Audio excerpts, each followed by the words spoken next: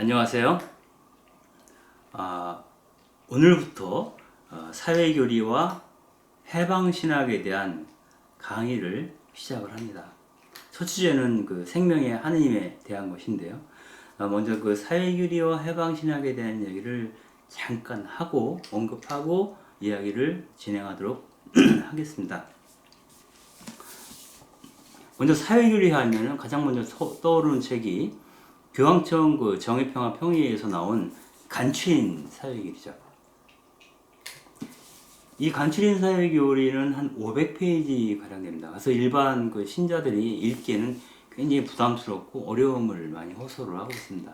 그래서 이 책을 좀 더 간략하게 요약해서 여러분들에게 전달하려고 하는 것이고요. 아울러 이 사회교리가 카톨릭 교회에서 이 세상에 내놓은 어떤 사회적 지침, 그래서 보편적인 의미를 갖는다고 한다면 이것이 구체적인 라틴 아메리카라고 하는 현실 속에서 어떻게 구현되고 어떻게 실천되었는지, 또 그 과정에서 어떤 해석이 나오고 있는지를 우리가 돌아볼 수 있는 그러한 책이 바로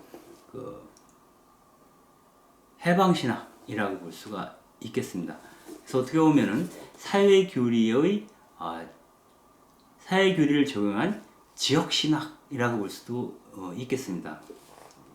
한국 같은 경우에는 1970년대 김제화가 구속되면서 해방신학 논쟁이 한때 있었고요. 그리고 80년대 초반에는 최계신부님이 구속되면서 이런 민주화 운동에 동참했던 사제들이 가진 신학적인 내용에 대해서 논쟁이 있었죠. 그때 사회교리에 대한 공박이 대대적으로 언론에 등장을 하기 시작을 합니다. 그런데 이 사회교리와 해방신학을 볼 때 항상 키워드가 무엇일까라고 고민을 해보게 되면 어찌 보면은 이 책에서 시사점을 얻을 수도 있지 않을까 하는 생각을 해봅니다. 이 책은 비통한 자들을 위한 정치학이라는 책인데요. 파커 파머라는 사람이 쓴 책입니다. 언젠가 이제 기회가 되면 여러분과 이 책에 대해서도 한번 이야기를 나눌 기회가 주어졌으면 좋겠다라는 생각을 해보게 되는데요. 어찌 보면 사회교리든 또 해방신학이든 어찌 보면 다른 말로 표현하면 비통한 자들을 위한 신학이라고 말해도 틀리지 않을 것 같습니다. 그래서 사회교리와 해방신학은 기본적으로 이 세상에서 주변부로 밀려난 차별과 배제로 변방으로 밀려나 있는 가난하고 고통받는, 그리고 지금 슬퍼하고 있는 그러한 사람들에게 어떻게 예수 그리스도께서 우리에게 선포하신 그 기쁜 소식을 전할 수 있을까? 라고 하는 내용을 담고 있는 것이라는 생각이 듭니다. 그래서 해방신학에서도 가장 중요한 게 가난 혹은 가난한 사람들이죠. 마찬가지로 사회교리에서도 가난 혹은 가난한 사람들, 특별히 노동자들에 대해서 깊은 관심을 표명하는 것이 사회교리다라고 보는 건데, 이런 것들은 바로 우리 사회 안에서 가장 큰 희생자 혹은 가장 큰 피해자로서의 그들에 주목하는 거고요. 그들이 기쁨을 얻어 누릴 수 있을 때만이 비로소 그 사회의 모든 구성원들이 기쁨 속으로 다가설 수 있을 거다라고 하는 관점을 갖고 있다는 생각이 듭니다. 우리가 하나님을 사랑 그 자체이신 분이라고 고백할 때 그 사랑의 결과는 기쁨이죠. 그래서 우리 교회는 어떻게 이들을 사랑할 것인가에 대해서 고민을 하는 것이고요. 우리가 그들을 정말 깊이 사랑함으로 인해서 그들에게 어떻게 기쁨을 그들과 나누어 가질 것인가에 대해서 고민하게 된다라는 생각이 듭니다. 그리고 이러한 고민들을 하게 되는, 또 그들을 위해서 뭔가 투신하게 하는 그 영적인 배후에는 바로 생명이신 하느님, 우리를 구원과 해방으로 이끄시는 그 하느님에 대한 우리의 견해가 있다라는 생각이 듭니다. 여기서 견해라고 하는 표현을 쓴 이유는 뭐냐면 사람들마다 저마다 갖고 있는 하느님에 대한 생각이 다릅니다. 그러나 그리스도교 신앙에서 고백하고 있는, 즉 교회 전통에서 고백하고 있는 하느님은 바로 가난한 이들을 옹호하시는 분, 그들에게 생명과 자유와 평화와 기쁨을 선물하시는 분, 바로 그러한 분으로 드러나고 있기 때문입니다. 그것은 그리스도교 신앙이 갖고 있는 하나의 견해라고 볼 수 있습니다. 그래서 우리가 만약 우리 자신의 신원을 나는 그리스도인이야 라고 고백할 수 있다면, 나는 그리스도인이야 라고 고백하려고 한다면, 그 그리스도교 전통이 이야기하는 가난한 사람들에 대한 특별한 관심과 사랑, 그 안에서 하느님의 자비를 발견하고자 하는 용의를 지녀야 할 것이다 라는 생각을 해보게 됩니다. 이 문제랑 상관해서 하느님에 대해서 오늘은 깊이 좀 생각해보는 그러한 시간을 갖도록 하겠습니다.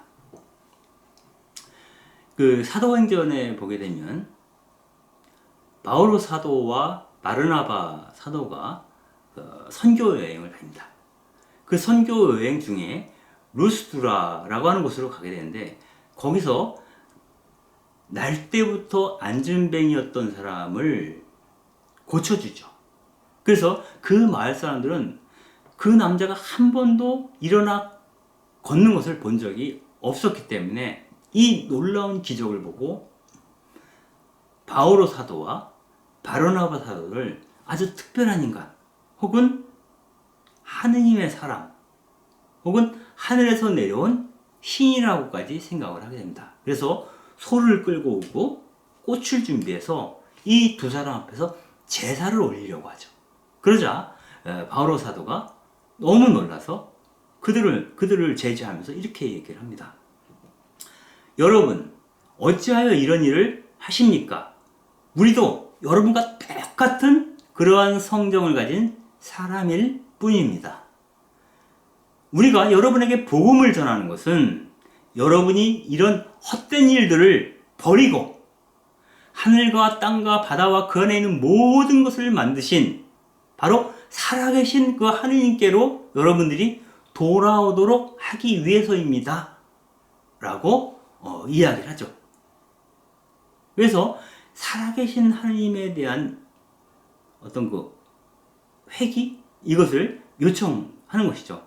사실 그리스도인이라고 하는 것은 그 살아있는 하느님을 믿고 그 살아계신 그 하느님이 인간의 형상으로 이 지상생활을 했던 그런 분을 우리가 예수님이라고 고백을 하고 있다면, 그 성령 안에서 예수님을 우리 자신이 따라 살기로 마음 먹는 사람들이 바로 그리스도인이다 라고 얘기를 할 수 있습니다.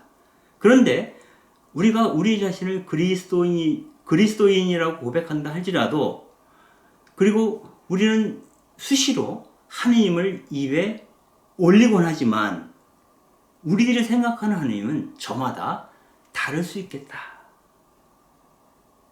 즉 가족 가운데 한 사람이 깊은 병고 가운데 병환 중에 고통받고 있을 때 하느님께 기도하는 그 가족들은 하느님을 우리 자녀를, 우리 가족을 치유해 줄 수 있는 치유자로서 생각을 하겠죠.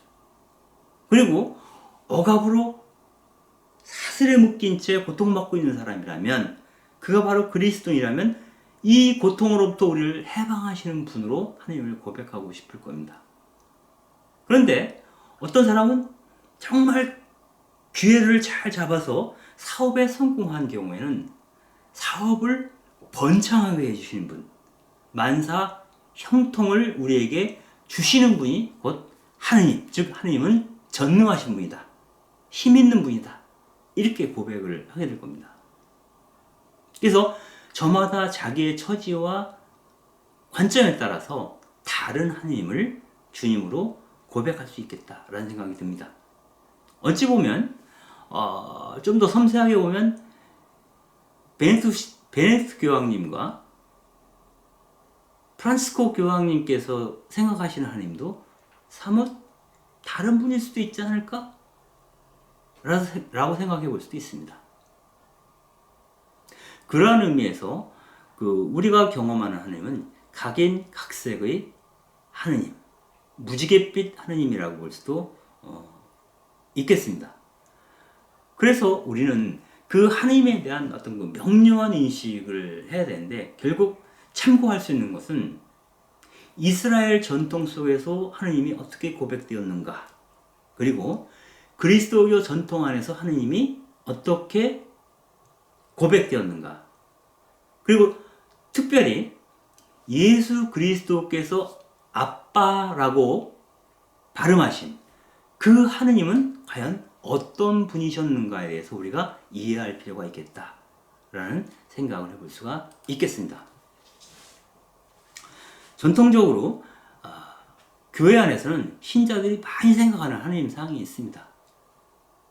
특히 이제 고대교회와 중세교회를 거쳐오면서 우리에게 각인된 하나님에 대한 상이 있죠. 그건 뭐냐면 하늘에 머물며 우주를 지배하고 인간을 심판하는 엄격한 군주, 강력한 군주의 이미지죠. 이것은 오래된 성당, 유럽에 가서 오래된 성당에 가보면 성화들 있죠. 그 성화에 나타난 하나님의 모습들을 보게 되면 어떤 군주의 모습으로, 예수 그리스도의 모습도 마찬가지로 군주의 모습으로 형상화되어 있습니다. 그리고 이 하나님은 우리로부터 아주 먼 곳에 계시면서 우리를 지배하는 남성의 이미지를 갖고 있습니다.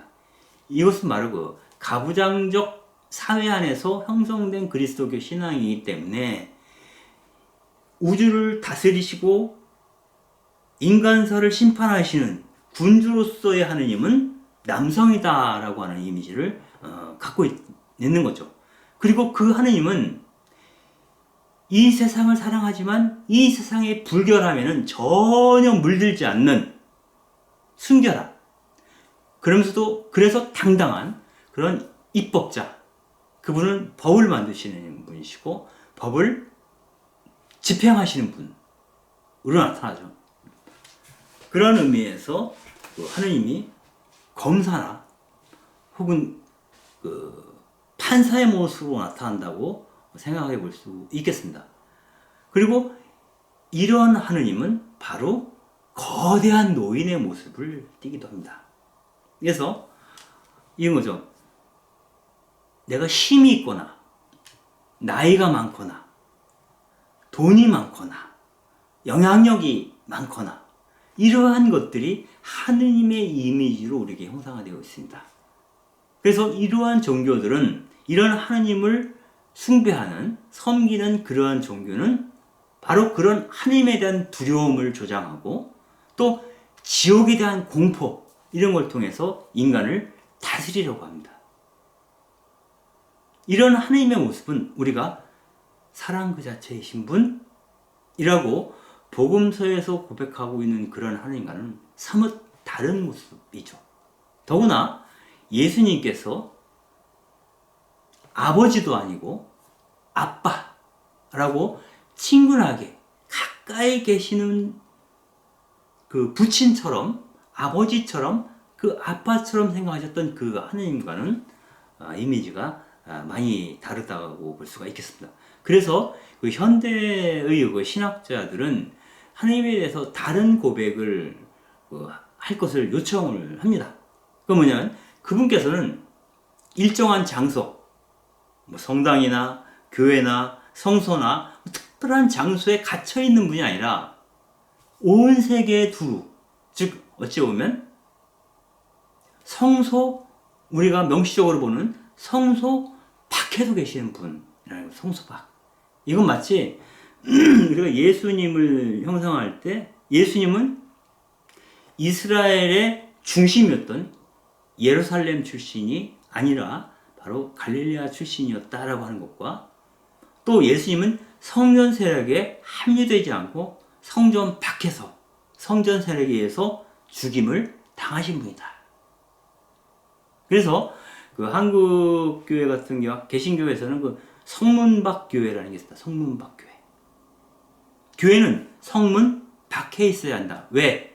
그리스도께서 그 성전 혹은 성문 밖에 계셨기 때문이죠. 즉 그분이 머무셨던 현장에 우리도 함께 머물러야 한다. 그분이 무력하게 돌아가셨다면 우리 역시 힘을 가지려고 애써서는 안 된다라는 거죠. 그리고 그분은 저 멀리 높은 곳에 앉아 계시는 것이 아니라 우리와 가까이 계신 분이다 라고 이제 고백하게 되는 것이죠. 그래서 그 현대 신학자들이 고백하는 하느님은 인류가 고통받고 있을 때 당신 또 함께 고통받으시는 분,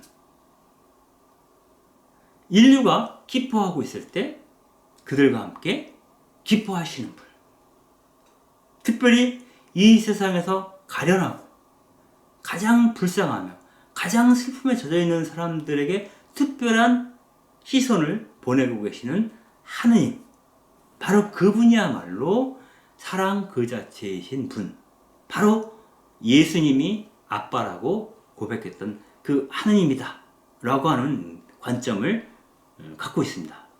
결국 그러한 하느님은 지배 권력의 중심이 아니라 지배 권력의 주변부에 계시는 분이다 라고 볼 수 있는 거죠. 그래서 현대 신학자들이 다시 찾아온 하느님에 대한 이미지는 역설적이고 전통적인 믿음입니다. 이 전통적인 믿음은 여러 요소가 있지만 그 중에서 바로 하느님은 사랑이시다 라는 겁니다. 요즘은 뭐 사랑이라는 말이 너무나 흔하게 우리가 들을 수 있는 이야기라서 특별해 보이지 않지만, 하느님께서 사랑하시고 그분이 용서하지 못할 죄는 없다 라고 믿는 것은 우리에게 큰 위로가 되고, 또 이 세상에 힘있게 나아가서 활동할 수 있는 그런 힘을 우리에게 줄 수 있겠죠. 또 한 가지, 전통신학에서는 전능한 왕이신 이 세상의 소유주이신 하느님께서는 당신의 권위로 당신의 영역을 지배하시는데, 이 과정에서 발생하는 인간들이 겪고 있는 가난과 고통, 이것을 어떻게 이해하느냐 라고 했을 때, 그들이 겪고 있는 가난과 고통 역시 하느님의 섭리라고 보는 거죠. 즉 하느님께서는 이들에게 가난과 고통을 통해서 당신에게로 오기를 요청하신다 라고 보는 겁니다. 그래서 그 부자들은 가난한 사람, 현존하는 가난한 사람들에게 자선을 베풀므로써 구원으로 가고, 부자들은 자선을 베풀므로써 구원으로 가고, 가난한 사람들은 고통을 감내하고 참는 것을 통해서 사후에 영원한 보상을 받게 될 것이다. 즉 어떤 사람은 자선을 통해서 하나님께로 가고, 어떤 사람은 고통을 통해서 하나님께로 간다 라고 해석을 합니다. 그래서 이 세상의 가난과 고통은 어쩔 수 없는 운명적인 것처럼 이야기를 하고 있는 것이죠. 실제로 그 민중들이, 가난한 사람들이 경험하는 가난이라고 하는 것, 고통이라고 하는 것은 기실 운명처럼 다가옵니다. 아무리 이 가난과 고통으로부터 벗어나려고 애를 써도 벗어나지가 않는 거죠. 숙명적 가난이라고 표현하는 겁니다.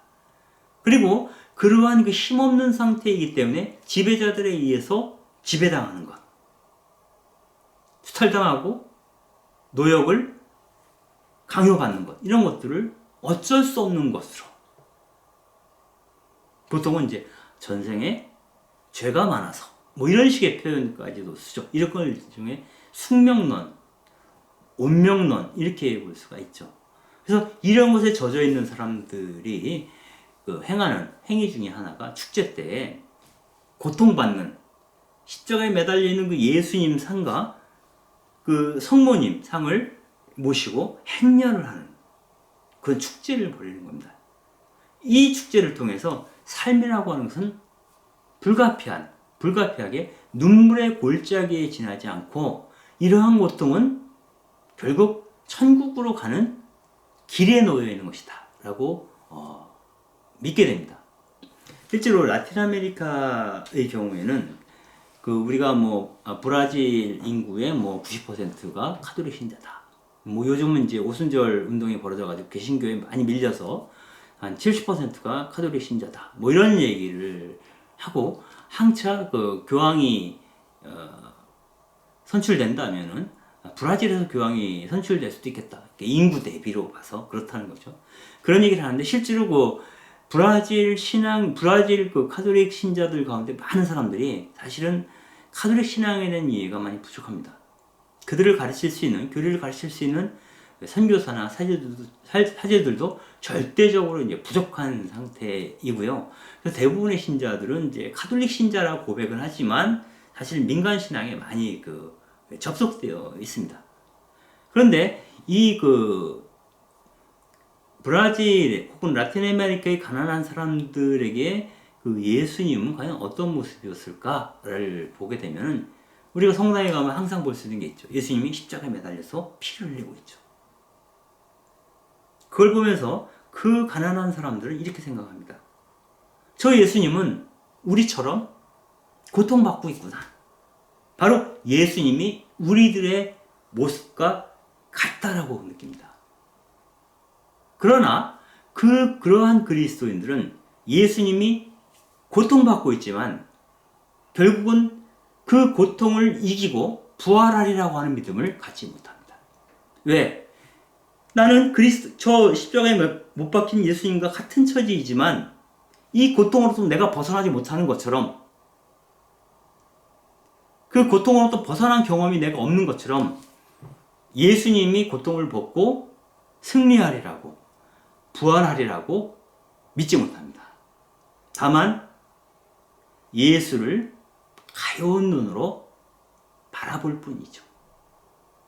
그래서 약간은 비틀어진 승리 없는 신앙, 고통과 슬픔과 실패로 얼룩진 신앙, 그런 신앙의식을 갖고 있는 거죠. 그래서 중남미 라틴 아메리카에서 태동한 신학을 우리는 해방신학이라고 부릅니다. 그런 운명적인 상황으로부터 해방될 것이다 라고 해방신학자들은 이야기하고 싶었던 거죠. 즉 십자가에 못 박혀 돌아가신 예수님뿐만이 아니라 십자가를 이기고 부활하신 예수님도 선포해야 하기 때문에 그 선포의 내용,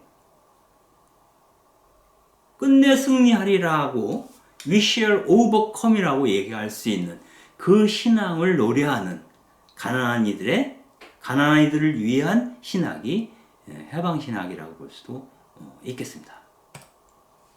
즉 라틴 아메리카와 아시아 교회에서는 그리스도인들이 매일같이 겪고 있는 그 가난한 사람들의 고통은, 가난한 사람들이 겪는 그 고통은 결코 하느님께서 바라시던 바가 아니다 라고 하는 거죠. 고통 그 자체를 신비화해서는 안 된다는 겁니다. 나중에 해방신학에 대한 이야기를 하면서 다시 한번 얘기를 할 기회가 있을 텐데요. 가난한 사람은 크게 봐서 두 종류로 나눌 수 있습니다. 하나는 강요된 가난을 사는 사람들, 불의한 사회구조 때문에 어쩔 수 없이 가난과 고통을 살 수밖에 없는 사람들이죠. 그 상황 자체는 하느님을 모욕하는 것이고 하느님께 도전하는 것이고 하느님의 뜻을 거스르는 것이라고 해방신학자들은 얘기합니다. 그래서 이 상황을 역전시키기 위해서, 즉 불의한 사회를 정의로운 사회로 뒤바꾸기 위해서 투신하는 사람들이 나타납니다. 이 투신하는 사람들은 어쩔 수 없이 가난한 자들과 함께 연대하고 그들과 함께 살기 위해서 스스로 가난을 선택하는 사람들이죠. 그때 발생하는 것이 바로 자발적 가난이다 라고 이야기를 합니다. 그래서 투신하는 사람들이 겪는 자발적 가난과 그들이 해방의 메시지를 주고자 하는 그러한 강요된 가난을 살고 있는 사람들, 그 안에서 우리는 예수 그리스도를 발견하고 또한 하나님의 현존을 느껴야 한다라고 보는 것이 그 해방신앙이라고 볼 수도 있겠습니다. 그래서 결국 이 가난의 현실 속에서 하나님께서는 당신 구원의 역사를 어떻게 시작하느냐, 여기에 힌트를 주는 것이 바로 구세주이신 예수님께서 바로 가난한 여성의 몸을 빌어서 이 지상에 오셨다는 겁니다. 즉 강생사건이라고 하는 것이 가난한 한 처녀로부터 비롯되었다라고 하는 것이죠. 즉 그 기쁜 소식이 제일 먼저 전달된 것은 마리아였고 그 이후에는 가난한 사람들이죠. 그래서 복음과 가난한 사람들이 아주 밀접하게 관련되어 있다라고 하는 상상력을 우리에게 불러일으키게 되는 겁니다. 그래서 하느님과 또 예수님과 가난한 사람들이 특별한 관계 안에서 있다 라는 관점을 갖게 되면 프란치스코 교정처럼 이렇게 말할 수 있게 됩니다. 고통받는 형제 앞에서 중립은 없다. 즉 누군가 비참한 삶을 강요받고 있는 현실 속에서는 하나님 역시 중립을 지키고 있지 않는다. 그분은 그 고통받는 자, 그 억압받는 자, 차별과 배제로 미련한 자와 함께 있고 그들의 편에 서고자 하신다라고 하는 거죠. 그들의 편에 서고자 했을 때 결국 기득권자, 그 반대 측면에는 가진 자, 우리가 얘기하는 그러한 권력층, 이러한 사람들 입장에서는 이러한 그리스도 혹은 그리스도처럼 살고 싶어하는 사람들이 눈의 가시가 되겠죠. 그래서 이 가난한 이들을 편드는 선택을 하는 사람들의 운명은 예수님이 십자가에 매달려 돌아가셨듯이 박해와 고통 가운데 내몰리게 되는 운명을 갖고 있다는 측면도 우리는 생각해 볼 수가 있겠습니다. 그 상황에서도 그가 참으로 기뻐할 수 있다면 그는 하느님의 사람이고 예수 그리스도의 벗이며 말 그대로 참된 의미의 그리스도인이다 라고 이야기할 수 있겠죠. 그렇다면 하느님은 왜 유난히 가난한 사람들의 편에 서고자 하는가? 이것은 가난한 사람들이 죄를 덜 짓거나 혹은 더 거룩해서가 아니라 그저 이들이 가난 때문에 고통받는 상황에 놓여 있기 때문이라는 겁니다. 만일 내 자녀가 정말 고통받고 있다면 그 아이가 죄가 많은지 더 선한지 이쁜지 미운지 이런 것을 따지지 않습니다. 그가 고통받고 있다라고 하는 이유만으로도 나는 그 자녀에게 손을 내밀어 주게 되죠. 그게 아버지의 마음이고 어머니의 마음이죠. 바로 그러한 마음을 갖고 계신 분이 바로 하느님이시다 라고 고백하고 있는 것입니다.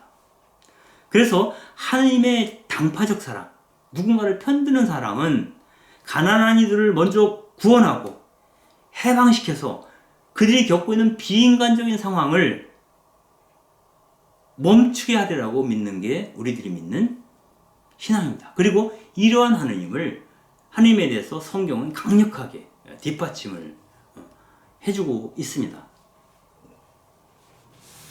먼저 하나님에 대한 어떤 이미지를 우리가 떠올릴 때 가장 먼저 생각하는 것은 모세가 만났던 하느님이죠. 사실 모세는 이스라엘 역사 안에서 혹은 뭐 히브리 성서 안에서 하느님을 직접 만나 뵙고 그분의 음성을 듣고 그분에게 어떤 사명을, 미션을 받고 더 중요한 것은 그분의 이름이 무엇인지 물었던 사람입니다. 그리고 그 앞에서 하느님께서는 당신의 이름을 알려주시죠. YHWH, 야훼라고 이제 우리가 알고 있는 그 이름을 알려주시죠. 그래서 이 모세가 만났던 그 하나님에 대한 이해는 중요합니다. 결국 모세가 경험한 하나님은 이스라엘이 경험한 하나님이고, 이스라엘이 경험한 하나님은 예수 그리스도를 통해서 드러나신 하나님이고, 바로 그 하나님을 우리 그리스도인들은 바라보고 있는 것이다. 그 하나님을 우리는 섬기고 있는 것이다 라고 볼 수도 있겠습니다. 그 하나님은 바로 가난한 히브리 노예들의 고통에 대해서 응답하시는 분이고 그들을 해방으로 이끄시는 분이다 라고 이스라엘 신앙은 고백을 하고 있습니다.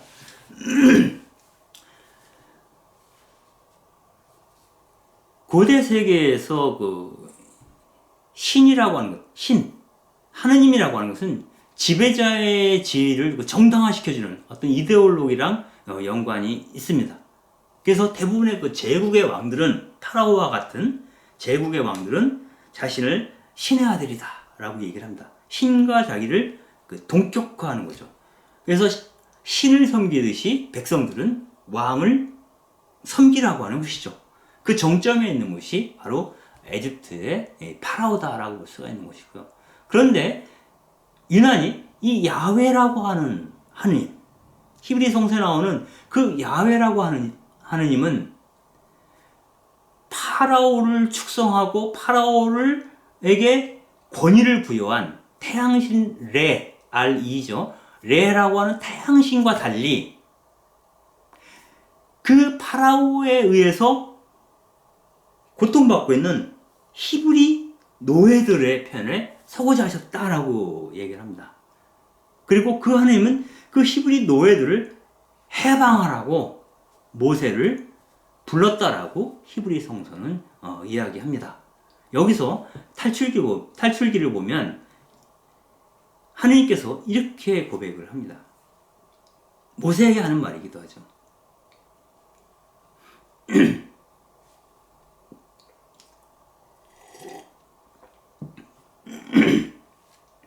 나는 이집트에 있는 내 백성이 겪는 고난을 똑똑히 보았고 작업 감독들 때문에 울부짖는 그들의 소리를 들었다. 정녕 나는 그들의 고통을 알고 있다. 이제 이스라엘 자손들이 울부짖는 소리가 나에게 다다랐다. 나는 이집트인들이 그들을 억누르는 모습을 보았다. 내가 이제 모세를 두고 하는 말이죠. 파라오에게 보낼 터이니 내 백성인 이스라엘 자손들, 즉 히브리 노예들을 에집트에서 구출하여라 라고 얘기를 합니다.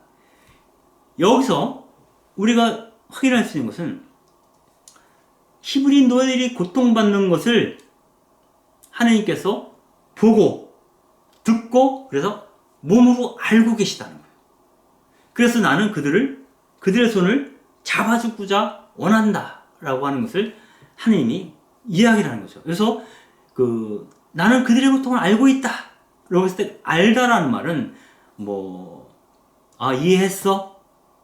라는 단순하게 알아들었다라고 하는 지적인 의미가 아니라 남성과 여성이 육체적 관계를 맺을 때 쓰이던 그런 말입니다. 안다. 나는 너를 알아.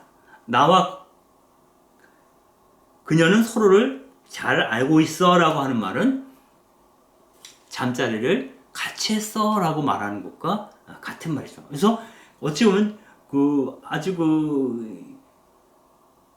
현실적인 경험, 생생한 경험 안으로 하느님께서 히브리인들의 고통 안으로 들어가셨다라고 우리가 설명할 수도 있겠습니다. 실제로 모세가 야훼 하나님을 만나게 된 그 장소가 바로 불타는 떨기나무 앞이었죠. 떨기나무라고 하는 것은 아람어로 스네라고 하는데 덤불입니다. 이 사진에 나온 것 같은 덤불이라서 그 사막에 뜨겁게 달궈지면 이렇게 자연스럽게 발화되기도 한다 그래요. 근데 그 모세가 본 그 떨기나무는 불이 붙었는데 타지를 않는 거예요. 그래서 하나님은 이 불붙은 그 덤불, 불붙은 떨기나무 같은 히브리인들의 고통 가운데에서 당신을 드러내시는 거죠. 당신의 드러남이 고통받는 노예들의 현장에서 당신을 드러내시는 분이 바로 하느님이시다라고 볼 수가 있겠습니다. 그래서 나는 이제 너희를 내 백성으로 삼겠다는 얘기를 나중에 하시잖아요.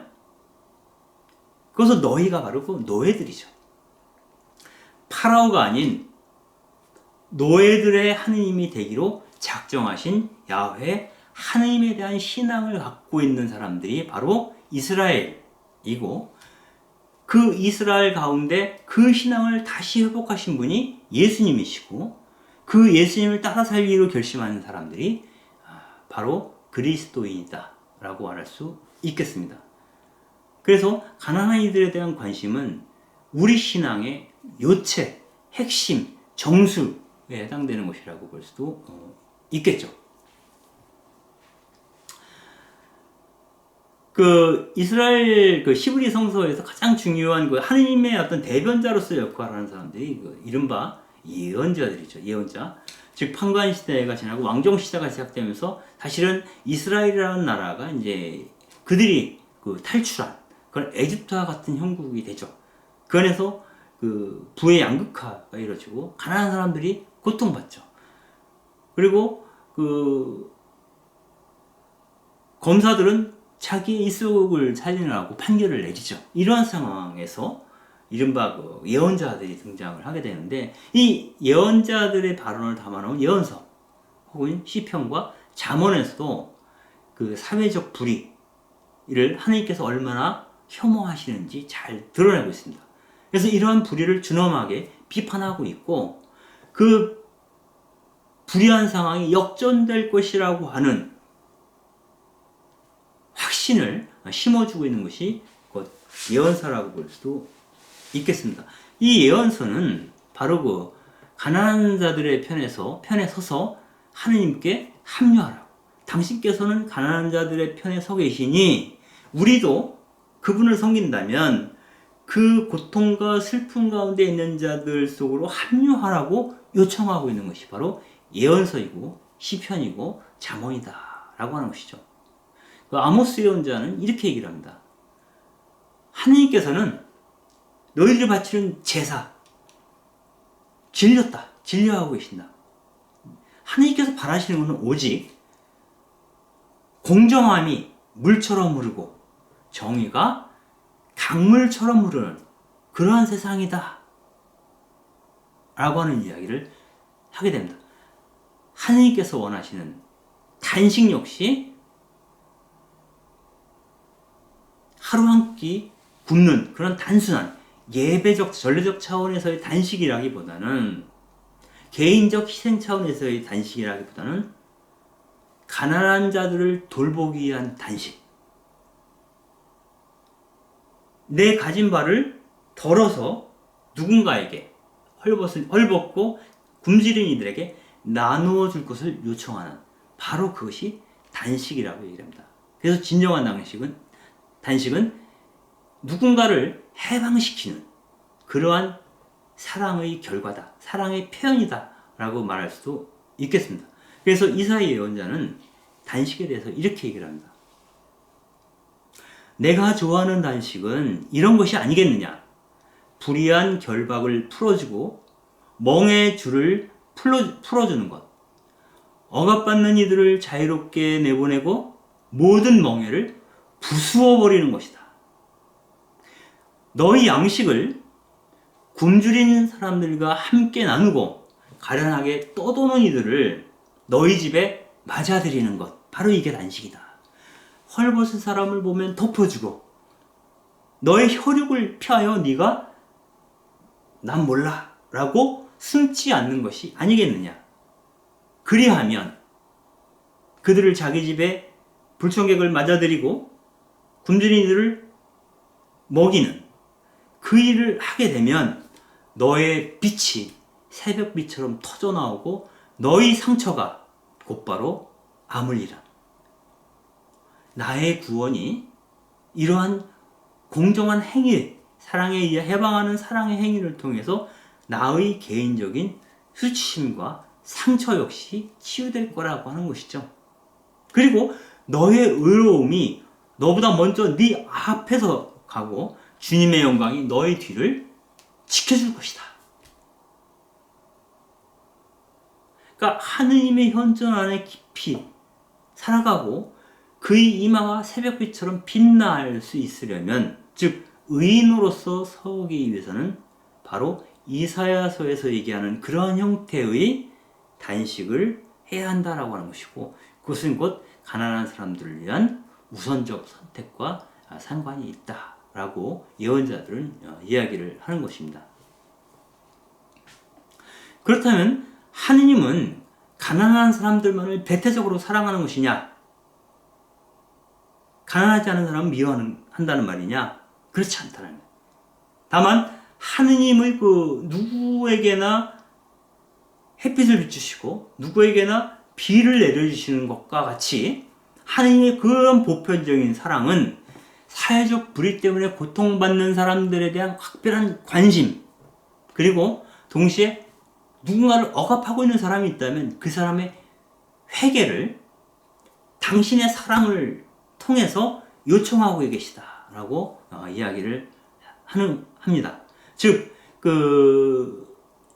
하느님의 보편적인 구원 의지는 모든 사람, 부자이거나 가난한 사람이거나 이 모든 사람에게 전달되지만 전달되는 방식이다라는 거예요. 그걸 우리가 잘 알 수 있는 복음서의 텍스트가 있습니다. 즉 마니피카이죠.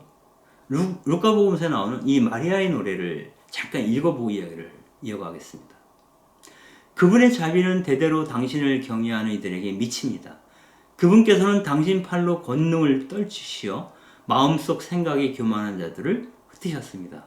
통치자들을 왕좌에서 끌어내리고 비천한 이들을 들어 올리셨으며 굶주린 이들을 좋은 것으로 배부리시고 부유한 자들을 빈손으로 내치셨습니다. 당신 자비를 기억하시어 당신 종 이스라엘을 거두어 주셨으니 우리 조상들에게 말씀하신 그 자비가 아브라함과 그 후손에게 영원히 미칠 것입니다. 라고 되어 있습니다. 여기서 보면 하느님의 보편적 구원 의지, 그 사랑은 어떤 형식으로 드러나냐면 통치자들은 그를 왕좌에서 끌어내림으로써 그가 겸손한 자가 되도록 하는 거죠. 그에게는 구원인 거죠. 그리고 비천한 이들은 줄을 거 없어. 너 역시 나의 모상대로 창조한 사람이야. 왕다운 존재야. 라고 하시면서 그 비천한 이들을 들어 올리시는 거죠. 사람이 아닌 것처럼 취급받던 자를 사람으로 대접하는 것이죠. 그걸 통해서 그를 구원하는 겁니다. 그리고 당장 굶주린 이들을 좋은 것으로 배불리시고 그에게 이제 만난 음식이 구원이 될 수 있겠죠. 그리고 부유한 사람은 빈손으로 간다. 즉 굶주린 이들의 고통이 어떤 것인지를 모른다면 그러한 배부른 부자들은 구원될 방법이 없겠죠. 그래서 부자들을 빈손으로 굶주린 이들을 배불리시는 방식으로 양자를 구원하고자 하는 것이 바로 하느님의 구원 방식이다라고 볼 수가 있겠습니다. 결국 권력을 가진 자가 겸손한 자가 되고 부유한 자가 빈손이 되면서 이들은 권력과 재산으로부터 자유롭게 자기의 어떤 사사로운 어떤 이득과 상관없이 누군가를 사랑하게 되는, 자기 에너지를 나눠줄 수 있는 사람이 되는 거죠. 그래서 구원의 잣대라고 하는 것은 어찌 보면 우리들을 자유롭게 하는 하느님의 사랑으로 인해서 우리가 자유가 되고 그 자유를 통해서 누군가를 사랑할 자유를 얻게 되는 것. 그것이 바로 구원이 아닐까라는 생각을 해보게 됩니다. 사실은 우리가 누군가를 사랑할 때 무엇 때문에라는 단서가 붙지 않아도 좋은 그러한 자유로운 사랑이야말로 구원의 형식이다라고 볼 수도 있겠습니다. 그래서 결국 그 구원과 해방이라고 하는 것은 가난한 자와 부자가 권력을 가진 자와 권력을 갖지 못한 자가 뒤바뀌어서 가난한 사람이 이제 부자가 되고 부자는 가난한 사람이 되는 그러한 형식이 아니라 가난한 사람도 없고 부유한 사람도 없는 그러한 평등한 어떤 관계가 형성되는 것. 또 그런 것들이 이루어지도록 받쳐주는 것이 바로 하느님의 자비다라고 하는 것이고 그러한 세상을 우리는 하느님이 직접 통치하시는 세상, 즉 하느님 나라다라고 이야기를 하고 있죠. 그 나라가 이루어지는 방식이다라고 하는 겁니다. 여기서 자꾸 그 가난한 자들에 대해서 우선과 선택을 얘기하는 이유는 바로 그들이 받고 있는 고통이 너무 크기 때문이다. 그래서 그들이 굶주림과 어떤 그 소외로부터 인간성을 회복하는 것, 그 족쇄로부터 해방되는 것, 그 과정을 통해서 그들을 족쇄에 묶어둔 사람들 역시 해방될 수 있다라고. 누군가를 억누르는 죄로부터 해방될 수 있다는 것. 어찌 보면 가난한 사람은 현실적인 굶주림 때문에 고통받는 것으로부터 해방된다면 부자들은 탐욕으로부터 해방될 기회를 얻는 것이 곧 구원이라고 볼 수도 있겠습니다.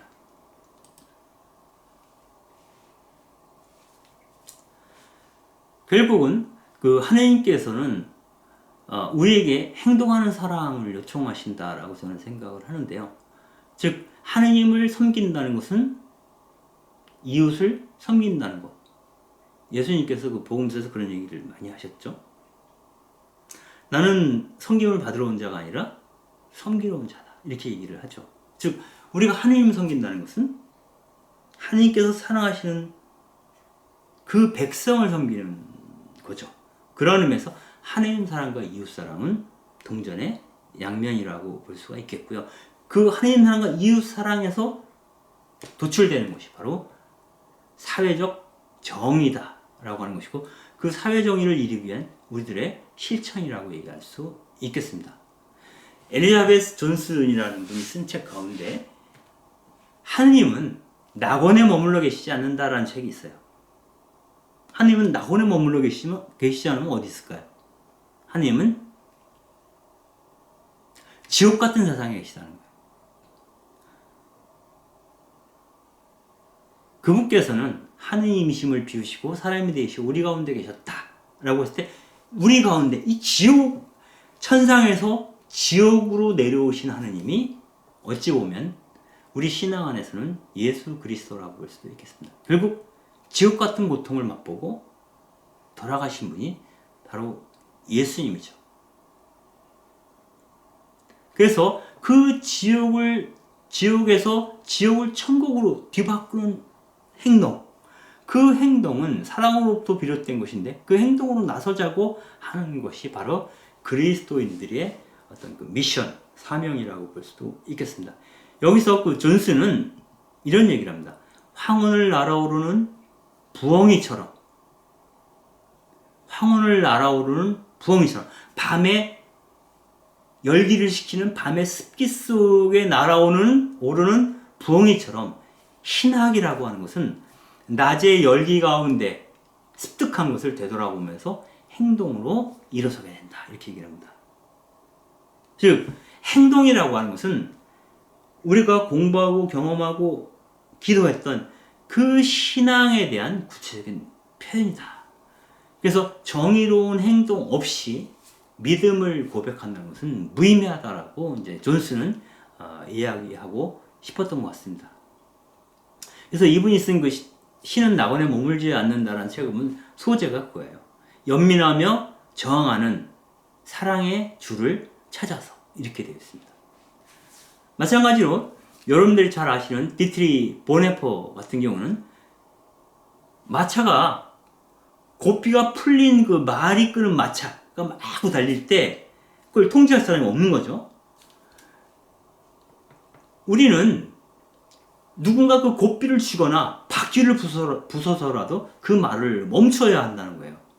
왜냐하면 다친 사람을 붕대로 치료해주는, 감싸주는 것도 중요하고 필요한 일이지만 더 이상 고통받는 사람이 없게 하는 것, 더 이상 죽어나가는 사람이 없게 하는 것, 더 이상 억울하게 눈물을 흘리는 사람이 없도록 하는 것이 더 숭고하고 고귀한 행동이다 라고 디트리 보네퍼는 이야기하는 것입니다. 그래서 하느님의 정의라고 하는 것은 절대로 하느님께서도 절대로 용납할 수 없는 그러한 불의한 사회적 구조를 하느님의 자비 안에서 뒤바꾸는 것, 이걸 굳이 혁명이라고 해도 좋겠습니다. 뒤바꾸는 것, 사회 변화를 희망하고 그것을 위해서 투신하는 것, 활동하는 것, 행동하는 것, 그것이 바로 하느님의 정의를 이루는 길이고 그것이 곧 그리스도인들의 책무다라고 이야기를 하는 것입니다. 여기서 왜 엘살바도르의 그 혼소브리노, 그리스도론으로 굉장히 유명한 해방신학자죠. 이 혼소브리노는 이런 얘기를 합니다. 가난은 세계에서 가장 심각한 상처로 남아있다. 이것은 오늘날 근본적인 상처다. 이것을 그리스도교의 용어로 말하자면 바로 하느님의 창조가 상처를 입은 것이다. 이렇게 얘기를 합니다. 즉 누군가 가난 때문에 고통받고 있을 때 하느님의 창조가 훼손됐다라는 것을 뜻한다는 겁니다. 즉 하느님께서 이 세상과 인간을 창조하시고 나서 꼭 덧붙이는 말씀이 있었죠. 보시니 참 좋았다. 굿이라고 얘기했어요. 근데 누군가 가난 때문에 고통받고 슬퍼하고 있어요. 그 모습을 보고 하나님께서 보시니 좋았다. 굿이라고 얘기하지 않을 거라는 거예요. 즉 굿이라고 얘기할 수 없는 상황이라고 하는 것은 곧 하나님의 창조를 훼손시키는 행위라는 겁니다.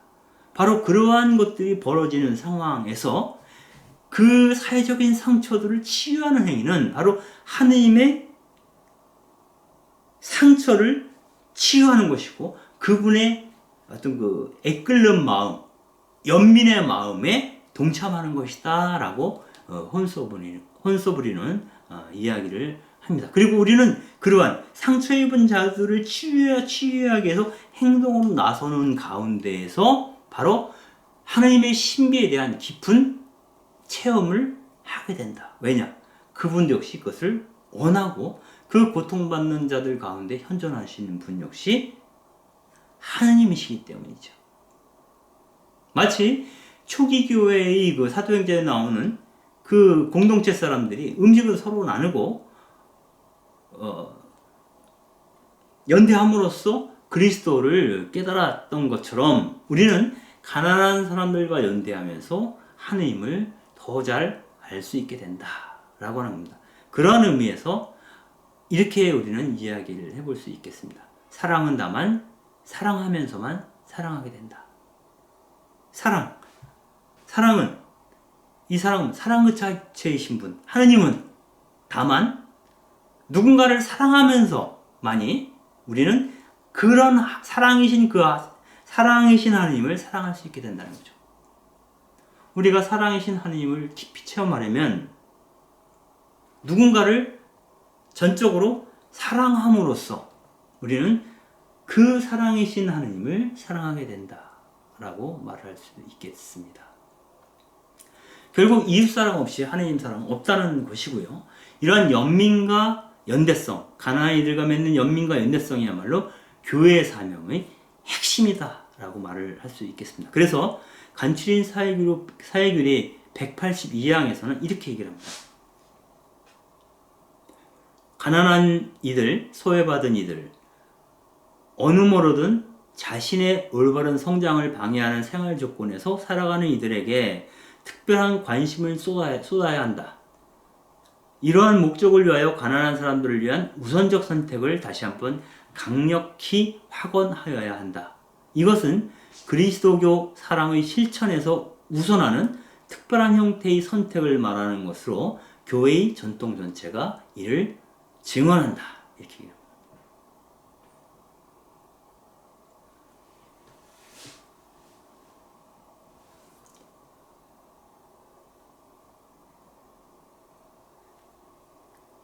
그리스도교적인 사랑이라고 하는 것은 가난하고 고통받는 이들에 대한 우선적 사랑 혹은 당파적 사랑과 상관이 있다라고 이제 간추린 사회규리에서 이야기를 하는 것입니다.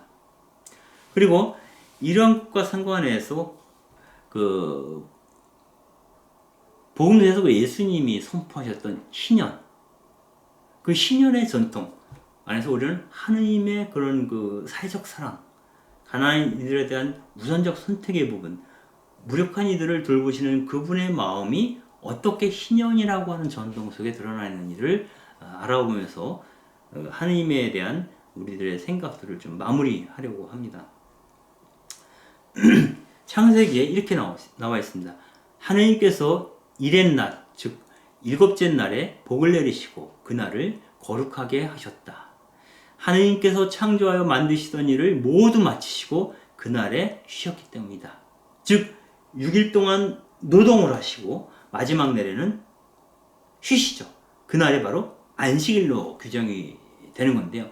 여기서 이렇게 얘기해 볼 수 있습니다. 하느님의 창조는 6일 동안 이루어진 것.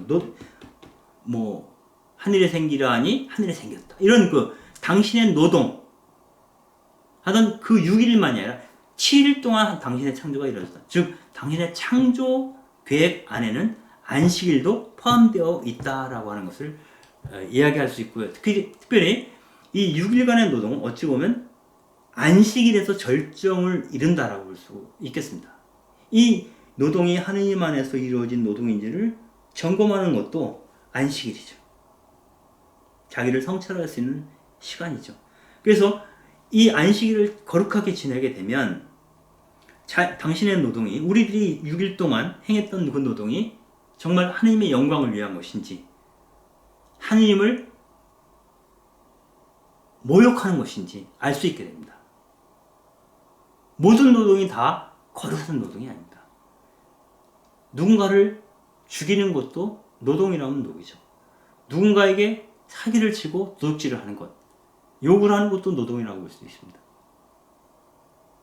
여러 가지 형태로 주어야 될 임금을 체불시키고 가난한 노동자에게 주지 않을 때 그것은 그 노동자의 목숨을 쥐고 있는 거죠. 쥐고 흔드는 것이죠. 이건 죄죠. 자기 행위를 점검해 볼 수 있는, 성찰해 볼 수 있는, 하느님 안에서 성찰해 볼 수 있는 날이 바로 안식일이고, 그래서 안식일이 거룩하다라고 말을 할 수가 있게 됩니다. 그래서 이 날을 거룩한 이유는 또 그 당시에 어떤 그 사회적 상황으로도 도출된 것인데요. 이런 얘기랑 연관이 되어 있습니다. 이 안식은 단순하게 그 하느님께 예배드리자고 있는 날이 아니라 하루 쉬면서 그분의 뜻을 새기는 날이라고 볼 수도 있겠는데, 이 창세기에 이렇게 나옵니다. 너희는 엿새 동안 일을 하고 이렛 날에는 쉬어야 한다. 이는 너희 소와 나귀가 쉬고 너희 여종의 아들과 이방인이 숨을 돌리게 하려는 것이다.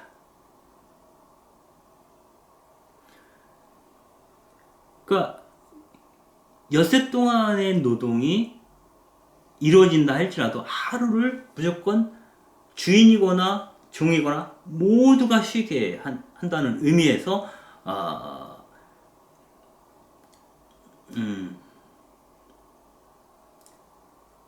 노동자들이 가혹한 노동에 시달리지 않게 하는 어떤 안전망을 만들어 놓는 것이라고 볼 수도 있겠습니다. 그런 의미에서 안식일은 모든 피조물들을 거룩하게 만든다라고 이야기를 하고 있는데요. 그 이유는 안식일이 평등과 정의의 면류관으로 자림하기 때문이고, 그 내용은 곧 집주인뿐만 아니라 가축과 노예, 아이들과 더부살이하는 모든 사람들이 평등하게 휴식을 취할 수 있기 때문이다 라는 겁니다. 그래서 이것은 에집트라든가 제국의 모습과 다른 것이죠. 당시 고대 사회에서 노예들이 쉬는 날이 없습니다. 그리고 사람이 쉬지 않으면 가축들도 쉴 수가 없습니다. 그리고 아이들도 여인들도 매일 똑같이 일을 해야 됩니다. 그들에게 강제로 법적으로 쉬게 하는 날이 안식일이죠. 그래서 안식일에는 그 노예들도 하느님을 찬양할 수 있게 되는 것이죠. 단순하게 찬양을 위한 찬양이 아니라 나를 쉬게 하시는 그분께 감사를 이라고 고백할 수 있게 되는 것이죠. 그것을 확인하는 날이 안식일이라고 볼 수가 있습니다. 그리고 안식일의 확장이 안식년과 희년으로 발전하게 됩니다. 안식년은 매 7년마다 지켜야 하는데, 이때는 사람뿐만 아니라 땅을 쉬게 하는 겁니다. 그리고 그 사람의 부채를 면제해주고, 누군가에게 자기에게 빚을 진 사람이 있다면 그 사람의 부채를 탕감해주고, 그 부채 때문에 할 수 없이 노예가 된 사람들을 풀어줘야 합니다. 그래서 신명기서에는 이렇게 얘기를 합니다. 안식년에 대해서.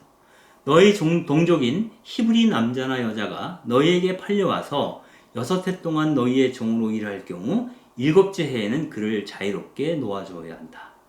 너희가 그를 자유롭게 놓아줄 때 그를 빈손으로 놓아주어서는 안 된다. 너희는 그에게 너희의 양과 타작마당과 슬틀에서 넉넉하게 수확물들을 나눠줘야 한다.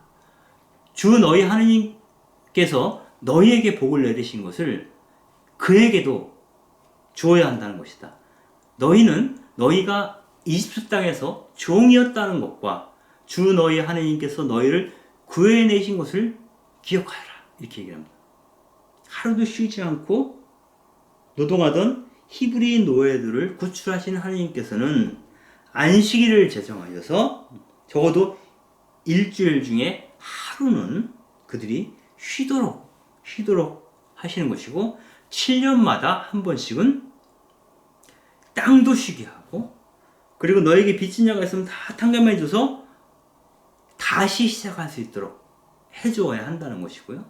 그리고 50년마다 돌아오는 희년에는 슈퍼 안식년이라고 해서 모두가 유산으로, 12지파 동맹이죠. 유산으로 받은 그 땅으로 돌아가게끔, 혹은 내가 거두어들인 땅이 있다면 그 땅을 원주인에게 돌려주는 해가 바로 희년이죠.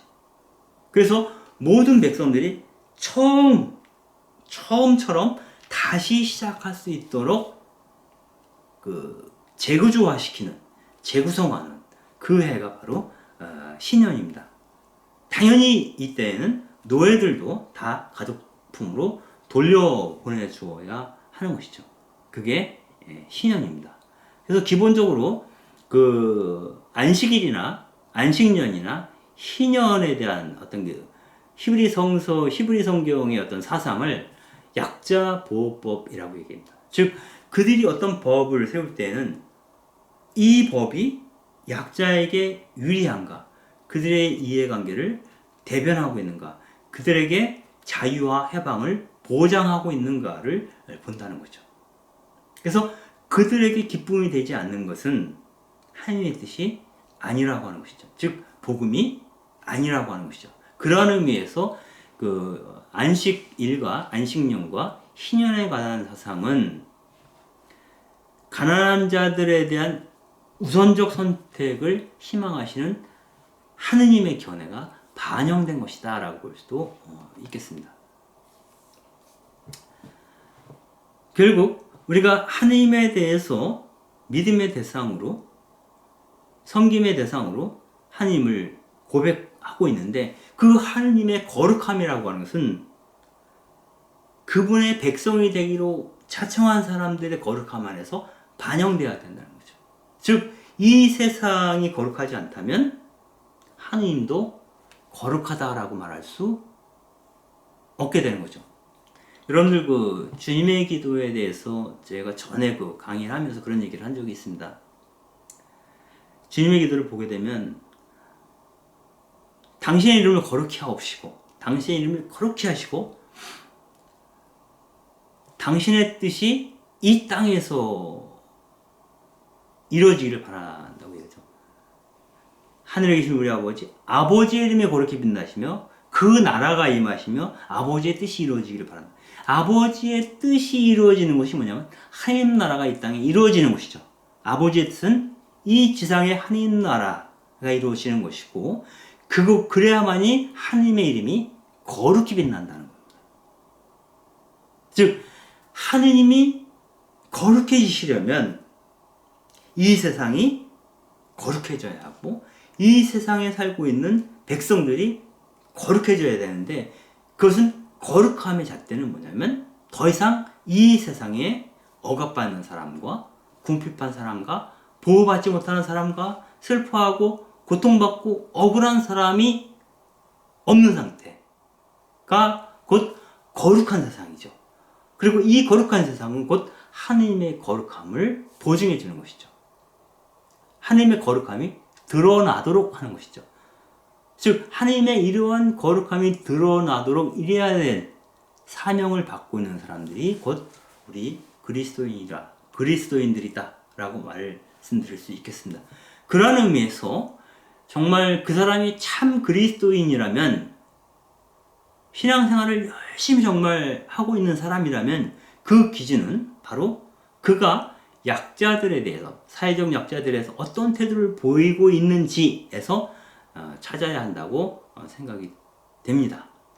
이러한 의미에서 레위기에 나오는 내용을 함께 읽으면서 1차 강의를 마무리하도록 하겠습니다.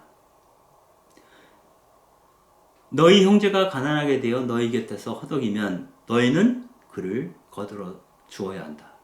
그도 이방인이나 거류민처럼 너희 곁에서 살 수 있게 해야 한다. 그에게서 이자나 이익을 거두어들여서는 안 된다. 너희는 너희 하느님을 경외해야 한다. 그리하여 너희 형제가 너희 곁에서 살 수 있게 해야 한다. 이자를 받으려고 그에게 돈을 꾸어줘서는 안 되고, 이득을 보려고 그에게 양식을 꾸어줘서도 안 된다. 나는 너희에게 가나안 땅을 주고 너희 하느님이 되려고 너희를 어디서? 이집트 땅에서 이끌어낸 너희 하느님이시다. 이렇게 얘기를 합니다. 여기서 반복적으로 계속 나오는 것은 이스라엘이 주님으로 고백하는 그 하느님은 노예살이를 하던 히브리 백성들을 그 노예로부터 해방하신 분이다 라고 하는 것이고, 그들을 노예로부터 해방시켜서 당신 백성으로 삼으신 분이 바로 그 하느님이시라는 겁니다. 그래서 지금 노예처럼 살고 있는 그 사람들 안에서 그 사람들을 해방시킴으로써 그들이 기쁨을 누릴 수 없다면 하느님의 창조가 훼손되는 것이고, 하느님께서 당신 백성과 맺은 계약이 훼손되는 것이라는 거죠. 그래서 그 계약을 회복하기 위해서는 그들을 그 고통과 질곡으로부터 해방시키는데 너희들이 무언가 해야 한다는 거예요. 그래서 이 세상이 그 평등함과 그 자유스러움 속에서 기쁨을 누리고 거룩해질 때 우리는 하나님의 이름을 거룩히 빛나게 하는 것이다 라고 하는 얘기를 해볼 수가 있겠습니다. 그래서 결론적으로 우리들이 고백하고 있는 하느님은 바로 노예를 자유인으로 구출하신 분, 그들의 편에 서서 그들의 시선으로 이 세상을 바라보시는 분. 그래서 그리스도인들의 사명은 야훼 하나님 그분의 시선으로 가난의 현실을 이렇게 들여다보고 그들을 해방하기 위하여 무언가 행동하기 시작할 때 우리는 우리의 신앙이 새록새록 커가고 있음을, 자라나고 있음을 확인할 수 있겠다라는 생각을 해보게 됩니다. 예, 1차 강의는 여기서 마무리하겠습니다. 감사합니다.